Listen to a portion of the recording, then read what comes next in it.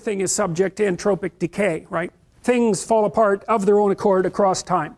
That's why you have to always fix things. So if it's complicated, it has to be maintained. And so you can think about that in relationship to, say, New Orleans before the hurricane.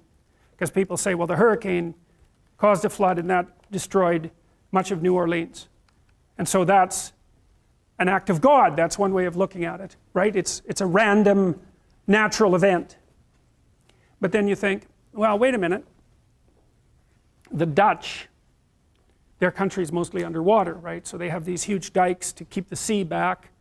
And they build the dikes so that only one storm every 10,000 years will be of sufficient magnitude to partially breach the dikes. That's their engineering tolerance level. One storm in every 10,000 years.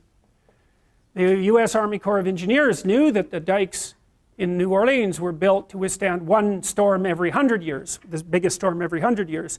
And people knew that they weren't built to proper tolerance, and much of the money that was hypothetically supposed to be diverted or assigned to the rebuilding and maintenance of the dikes disappeared because of corruption in New Orleans, which is in one of the most corrupt states in the United States. And so you might say, well, why did the flood destroy New Orleans? And one answer is, well, it was a hurricane, and the other answer is, no, it was corrupt officials who weren't paying attention to what they were supposed to be paying attention to.